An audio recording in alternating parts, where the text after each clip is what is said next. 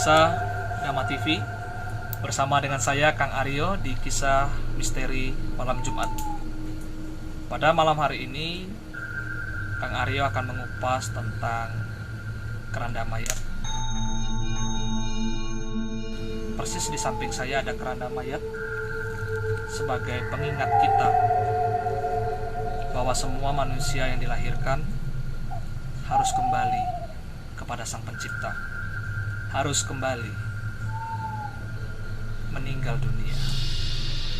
Pemirsa Kisah Misteri, ada sebuah cerita di mana di satu tempat yang dimana Kang Aryo menyamarkan tempat itu tidak saya sebutkan, bahwa ada kisah misteri seorang ibu yang berjalan di satu tempat, melihat satu tempat itu adalah di mana tempat itu adalah tempat yang cukup angker, yang memang tidak semua orang berani melewati tempat itu. Pada satu ketika ibu tersebut pulang di saat malam hari. Waktu itu memang kondisi sedang hujan. Hujan sudah mulai berhenti sedikit-sedikit, itu ada turun gerimis ya.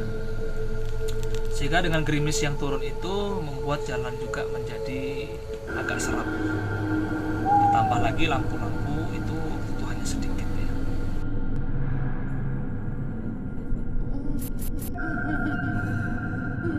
Jadi ibu tersebut berjalan, habis pulang menjual sayur ya di pasar, habis beres-beres dan lain sebagainya, ibu tersebut berjalan. Pada perjalanannya melewati satu jalan yang cukup angker di tempat itu, memang di samping itu ada musola ya. Ada tidak jauh dari musola itu ada keranda mayat. Jadi keranda mayat itu menurut mitosnya, menurut kisah cerita penduduk setempat, bahwa memang keranda itu memang angker ya, sering bunyi-bunyi sendiri. Kadang-kadang itu seperti ada sosok pocong yang ada di dalam keranda tersebut.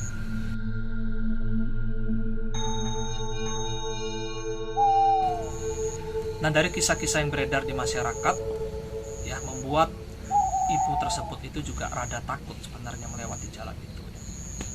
Memang pada saat itu ibu tersebut berpikiran positif ya, mau cepat pulang membawa payung. Nah, waktu kejadian itu memang sekitar pukul 9 malam ya. Waktu itu ibu itu pulang jalan kaki ya. Waktu zaman dulu tahun 90-an lah saya katakan, itu memang tidak ada ojek yang segampang atau semudah saat ini. Kita hanya online saja. Nah, pemirsa Dhamma TV yang berbahagia dimanapun Anda berada ya. Mungkin Anda juga pernah mengalami hal serupa, bahwa Anda juga pernah melewati tempat yang angker ya. Jadi ibu tersebut setengah 10 ya, jam 9 setengah 10 malam itu melewati jalan yang cukup angker. Itu hujan turun gerimis ya, bawa payung. Terdengar suara anjing yang melonglong ya. Seperti itu ya kurang lebih suaranya, membuat bulu kuduk si ibu itu berdiri. Waktu itu tidak sengaja ibu itu matanya tersorot di samping pojok musola itu ada keranda mayat ya. Keranda mayat itu waktu itu ibu tersebut diam ya. Pemirsa, bulu kuduk saya merinding ya. Jadi waktu itu ibu tersebut sempat berhenti sejenak melihat keranda mayat itu bergoyang. Setelah bergoyang keranda itu, ibu tersebut tidak mengedipkan mata itu. Dalam waktu yang cukup singkat cepat itu ada pocong ya. Waktu itu ibu itu melihat ada buntelan mayat seperti itu, kayak bantal guling kok ada di dalam keranda itu. Keranda itu waktu itu tidak ditutup seperti ini, tapi keranda itu masih dalam bentuk kerangka seperti itu, tidak ditutup pakai kain. Dia melihat kok ada buntelan putih ya, serupa pocong. Ibu tersebut sontak kaget, lari. Akhirnya ibu itu tergelincir ya, mungkin jalan waktu itu becek atau licin. Ibu tersebut jatuh, akhirnya tangannya patah. Dari beberapa cerita yang beredar memang di masyarakat itulah, bahwa keranda mayat itu memang ada, istilahnya kalau dalam cerita masyarakat itu ada penunggunya ya, ada penunggunya. Memang ada beberapa daerah juga pernah bercerita dengan saya waktu saya bertemu dengan beberapa orang di satu daerah itu juga menceritakan bahwa keranda mayat ini memang kadang-kadang ada sesuatu hal yang sifatnya mistis, bahwa memang kadang-kadang ada juga memang beredar sebuah cerita di satu tempat bahwa kalau keranda mayat ini bergoyang itu menandakan besok itu ada yang meninggal, memberikan tanda, memberikan aba-aba bahwa dengan adanya keranda mayat ini bergoyang atau bunyi seperti itu, ya itu ada tandanya bahwa besok ada yang meninggal. Memang setelah dilihat besok paginya atau besok harinya itu ada yang meninggal seperti itu.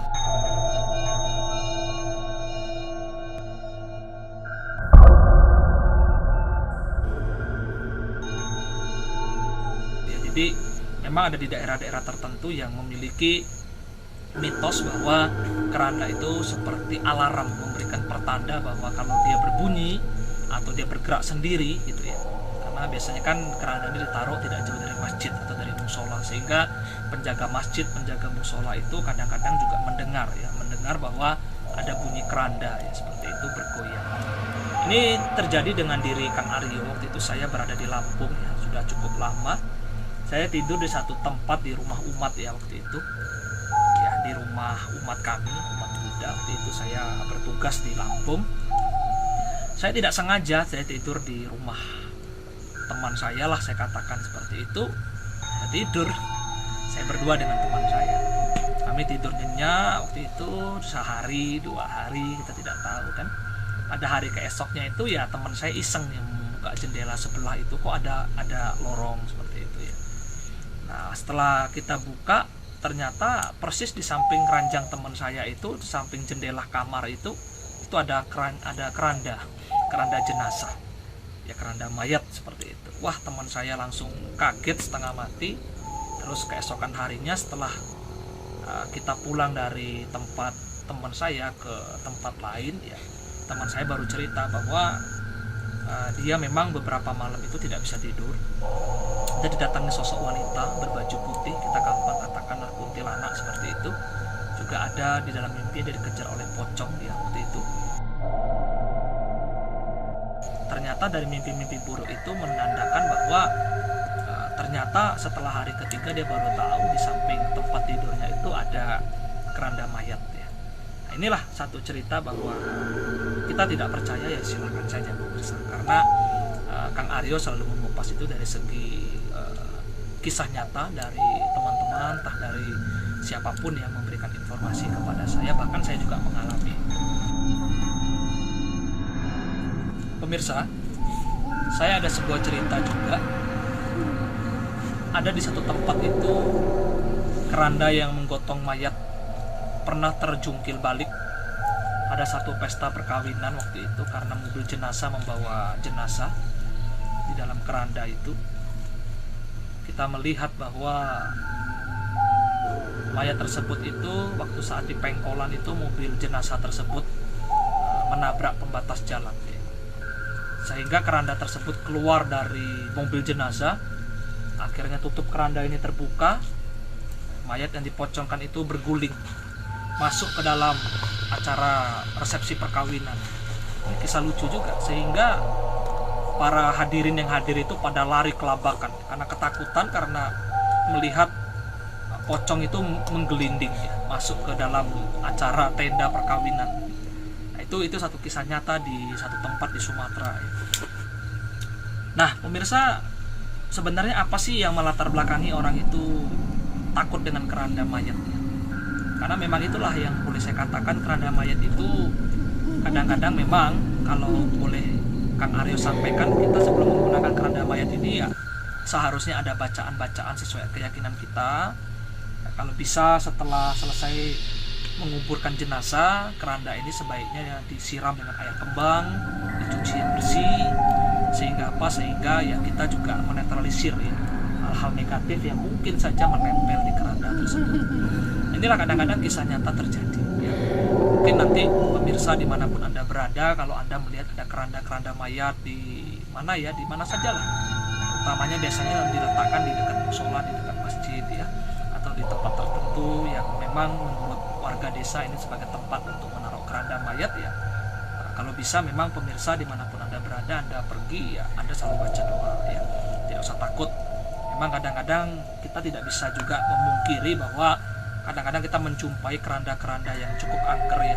Apalagi yang sedang viral sekarang itu ada keranda terbang ya. Itu tidak ada sangkut pautnya dengan tema kita pada malam hari ini, bahwa Kang Aryo hanya ingin mengangkat kisah nyata bahwa keranda itu memang kadang-kadang ada banyak kejadian, rata-rata itu selalu ada penampakan pocong di dalam keranda. Itu selalu memberi tanda. Karena kenapa harus pocong? Karena memang dimanapun orang itu meninggal dipocongkan, sehingga di dalam keranda itu selalu kelihatan penampakan-penampakan seperti pocong ya. Sehingga memang ada beberapa tempat-tempat yang seperti itu.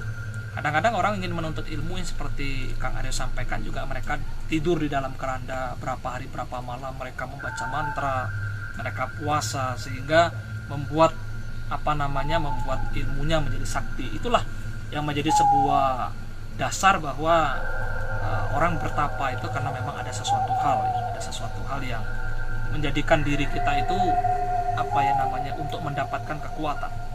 Nah, inilah yang harus kita tahu ya pemirsa, bahwa kita hidup itu tidak perlu takut dengan apapun ya. Artinya kita takutlah dengan diri kita, karena diri kita inilah sebagai sebab bahwa adanya sesuatu hal yang tidak baik. Nah, inilah kalau orang-orang takut itu biasanya pemirsa adalah orang-orang yang imannya rendah. Kang Aryo sampaikan itu. Orang yang takut adalah imannya rendah. Kalau secara agama Buddha saya katakan orang yang takut itu adalah bagaimana keyakinannya juga lemah dan dia kurang banyak berbuat kebaikan. Ya, kalau kita sering banyak berbuat baik, Kang Aryo yakin tidak ada ketakutan. Kalau kita ini melihat ini hanya objek, hanya media di mana mayat ini ditandu, diangkat menggunakan keranda mayat ya. Tidak ada apa-apa. Mungkin kita bisa melihat di dalamnya juga tidak ada apa-apa ya. Intinya kita hidup jadilah orang baik ya. Itu sebuah cerita yang bisa Kang Aryo sampaikan. Memang tengah malam itu seperti peti yang dipukul pakai rotan. Jepret, jepret, jepret begitu.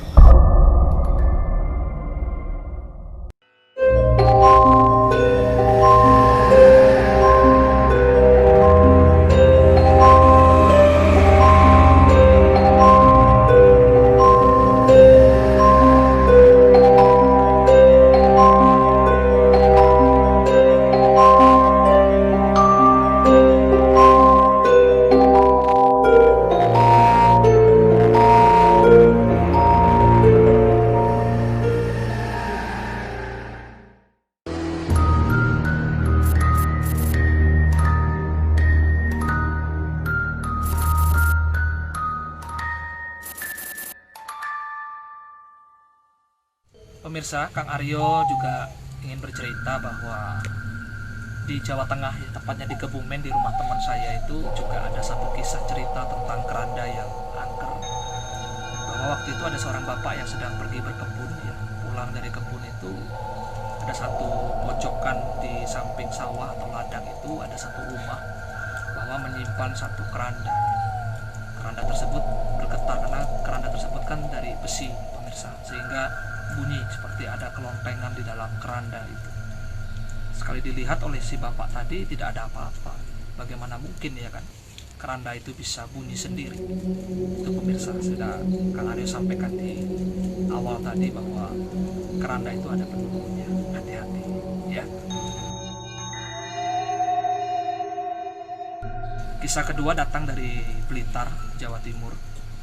Juga ada salah satu tempat di mana keranda itu disimpan di salah satu rumah ibadah ya. Sehingga pada saat ada kematian itu keranda itu dijemput oleh warga untuk mengangkat jenazah. Pada saat perjalanan keranda itu dibawa oleh warga menggunakan motor waktu itu, keranda tersebut bisa bergetar sendiri, bisa bergoyang, bergoncang ya. Sehingga yang kadang-kadang warga yang membawa itu sempat syok juga. Nah, itulah dari kisah nyata yang terjadi bahwa keranda itu memang memiliki nilai mistis. Pemirsa berani mendekati keranda? Kalau Anda ingin menguji nyali, datang saja. Di mana ada keranda, Anda duduk di samping keranda, Anda melihat, tapi jangan rame-rame ya. Pemirsa sendiri. rasakan adrenalin Anda, rasakan bulu kuduk Anda berdiri atau tidak pada saat Anda dekat dengan keranda. Apalagi keranda yang Anda dekatkan adalah keranda yang baru menggotong mayat tadi pagi atau tadi siang. Nah, apalagi saya pernah menemukan juga keranda yang ditaruh digeletak di kuburan ya. Nah, ini hati-hati juga, kadang-kadang banyak sekali penunggu yang duduk di atas keranda atau yang tidur seperti pocong di dalam keranda. Jadi ya, memang hal-hal semacam ini perlu kita sadari pemirsa, bahwa keranda itu memang memiliki nilai mistis. Kalau saya mengingat keranda ini sama seperti mengingatkan saya dengan keranjang jelangkung ya, yang pernah saya sampaikan di pertemuan yang sebelumnya dalam kisah teror jelangkung. Jadi kalau kita membacakan mantra, keranjang jelangkung itu akan bergetar, akan bergerak sendiri sesuai dengan apa yang diinginkan, mengikuti. Sama seperti keranda ini juga kadang-kadang tidak kita bacakan mantra, tidak kita apa ya, selama itu adalah memang keranda yang untuk memanggul jenazah ya, dia akan bergetar sendiri, memiliki nilai-nilai mistis ya. Makanya orang Jawa mengatakan kereta Jawa itu adalah kereta yang rodanya adalah manusia. Jadi pemirsa boleh mencari lagu tentang kelayung-kelayung ya. Artinya bahwa orang Jawa punya filsafat kereta Jawa itu adalah kereta yang dimana itu tumpangannya adalah keranda tapi rodanya adalah manusia. Pemirsa, inilah yang bisa Kang Ari sampaikan dari beberapa cerita di beberapa daerah yang memiliki nilai-nilai mistis terhadap keranda. Keranda tidak mungkin terbang seperti di TV-TV, tapi keranda bisa memberikan sensasi, membuat bulu kuduk Anda berdiri. Dikala Anda melewati satu tempat yang memiliki keranda, di tempat itu biasanya keranda itu akan bergetar, bergoyang sendiri, mengeluarkan suara. Bahkan keranda bisa mengeluarkan bau yang harum seperti melati. Sedikit saya berbagi, sepanjang saya menyampaikan materi ini di ruangan terbuka pemirsa, saya beberapa kali menyium bau melati di sekitar tempat duduk saya, di samping keranda yang ada di samping saya.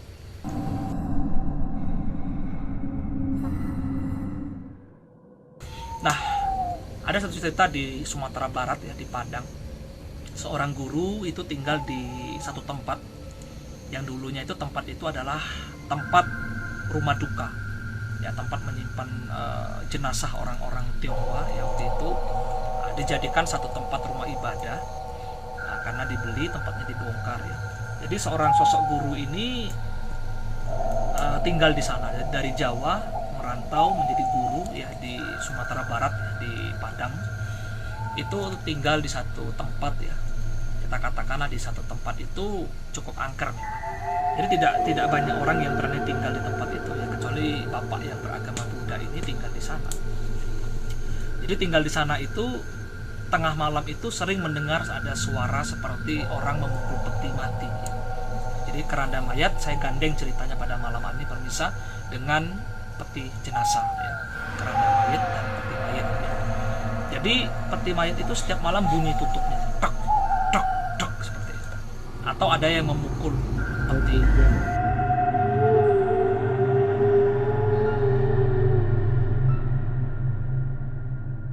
Nah itu padahal ya rumah itu tidak ada apa-apanya, di bawah itu garasi mobil ya. Beliau tinggal di lantai 2. Begitu beliau turun ya, beliau melihat tidak ada apa-apa. Besok malam begitu lagi, besok malam begitu lagi. Sampai bapak guru ini sambil membacakan doa ya, untuk menenangkan hati dan pikiran si bapak tersebut karena ketakutan ya, Ya akhirnya ya dia bertanya kepada teman-teman yang ada di tempat itu, apa menjadi penyebabnya itu. Memang dulunya adalah rumah duka. Ya, rumah duka itu adalah rumah tempat di mana untuk mayat-mayat itu disemayamkan di situ zaman dulunya. Sehingga tempat itu dibongkar, dijadikan sebagai tempat tinggal asrama mes para guru. Waktu itu beliau sendirian ya, waktu itu tinggal di tempat itu karena waktu itu masa liburan, banyak guru-guru yang pulang ke kampung halaman ya. Itu kejadian. Dia melihat sosok putih mewah. Kadang-kadang dia melihat sekelipat bayangan hitam seperti orang tua lewat, seperti ada sinar kuning. Nah, di balik itu ada sosok yang lewat seperti itu. Sering sekali dia melihat penampakan ya. Nah, inilah bahwa ya peti mati, keranda mayat seperti di samping saya ini kadang-kadang bisa memberikan tanda kalau ada yang akan meninggal seperti itu. Ada satu kisah juga di Jambi ya, di kampung halaman saya juga. Kebetulan ayah saya sebagai seorang penjaga jenazah di salah satu rumah duka di Jambi, bahwa boleh dikatakan bahwa ayah saya juga pernah bercerita ya, karena memang dari turun-temurun keluarga kami itu adalah pengurus rumah duka ya. Nah, jadi waktu itu ayah saya berdinas atau bertugas di rumah duka itu pernah bercerita, karena di rumah duka itu kan ada asrama atau mes buat para pegawai seperti itu. Jadi waktu tinggal di rumah duka itu, memang tengah malam itu seperti peti yang dipukul pakai rotan. Jebret, jebret, jebret begitu. Jebret, jebret begitu. Ayah saya tengah malam kaget bangun. Kenapa gitu ya? Kenapa bisa ada suara seperti itu? Berkali-kali setiap tidur di sana selalu bunyi peti mati itu. Kalau enggak tutupnya itu seperti dihempas, tutup peti mati itu. Nah, memang secara tidak sengaja besoknya ada yang meninggal. Besoknya ada yang meninggal ya. Nah, ini sebagai tanda bahwa itulah misteri-misteri yang terjadi di balik peti jenazah dan keranda jenazah ya, memberikan pertanda. Nah, kadang-kadang kita juga melihat bahwa peti mati atau keranda ini juga memberikan pertanda. Nah, memang ada satu cerita di satu tempat itu, keranda ini juga bisa dijadikan sebagai media untuk menuntut ilmu. Utamanya Kang Aryo pesan adalah ilmu hitam ya. Kadang-kadang orang tidur di keranda mayat ini mereka mendapatkan wangsit, katanya begitu ya, mendapatkan petunjuk, atau mereka mungkin melakoni sesuatu amalan, sesuatu petunjuk dari gurunya, sehingga dia harus tidur di dalam keranda ini. Kang Aryo pernah menemukan orang-orang yang menuntut ilmu ya, supaya pengen sakti, pengen hebat ya, dia tidur di dalam keranda ini ya, keranda mayat, tidur di sana puasa sekian hari sekian malam. Nah, supaya apa? Supaya mendapatkan kesaktian ataupun kekuatan. Sehingga hal-hal inilah yang membuat bagaimanapun sebenarnya jangan sampai dilakukan ya pemirsa, dimanapun Anda berada. Jadi Kang Aryo hanya berpesan, keranda mayat ini adalah sebagai objek di mana digunakan oleh masyarakat untuk menggotong, menandu mayat untuk pergi sampai pada tempatnya. Demikian pula peti jenazah adalah sebagai tempat juga media menaruh jenazah ya, untuk dikuburkan ataupun dikremasi menurut keyakinan masing-masing. Pemirsa kisah misteri, Anda jangan pernah takut, jangan pernah khawatir. Terkadang-kadang memang keranda-keranda mayat ini sifatnya kalau kelihatan memang angker ya, karena ini adalah tempat di mana jenazah itu setelah dipocongkan, dimandikan, dipocongkan, mereka akan ditaruh di dalam keranda. Nah, kalau kita membuka keranda, kita bisa melihat ada pocongnya ya. Kebetulannya tidak ada, ini hanya sebagai objek media saja ya. Nah, tentu pemirsa Dhamma TV, kisah misteri malam Jumat dimanapun Anda berada, kalau Anda melihat sosok makhluk yang ada di dalam keranda, Anda jangan kaget, jangan khawatir, karena memang identik bahwa keranda-keranda itu sering ada penunggunya. Sering ada penunggunya ya. Jadi jangan khawatir, penunggu-penunggu yang ada di dalam keranda itu tidak mengganggu. Yang penting pikiran kita positif, pikiran kita tidak berpikir yang negatif ya. Nah, itu saja yang bisa Kang Aryo sampaikan. Semoga pemirsa Dhamma TV dimanapun Anda berada, sekali lagi Kang Aryo berpesan, jadilah manusia yang pemberani. Manusia pemberani adalah manusia yang telah bertakwa kepada Tuhan Yang Maha Esa, yang imannya kuat, yang sada keyakinannya kuat, berlindung pada kebaikan. Sang Buddha berkata, sesuai dengan benih yang ditabur, begitulah buah yang akan Anda petik. Bila Anda menabur benih-benih kebaikan, Anda akan memetik kebahagiaan. Sebaliknya, apabila Anda menabur benih-benih keburukan, Anda akan memperoleh penderitaan. Jadilah manusia yang berguna, jadilah manusia yang bermanfaat. Selama hidup, rumah kita sesungguhnya adalah tanah yang kita tempati sebagai liang kubur kita. Itulah rumah masa depan. tanamkan kebajikan. Suatu saat kita akan masuk di dalam keranda ini menjadi mayat yang dipocongkan, yang siap dikubur kapan saja. Karena apa? Kematian itu pasti, tapi kelahiran adalah tidak pasti. Selama hidup, banyak-banyaklah sembayang sebelum kita disembayangi oleh orang lain. Sekian, terima kasih. Selamat malam bersama Kang Aryo. Sampai ketemu di kisah misteri malam Jumat selanjutnya. Sugeng Raharja.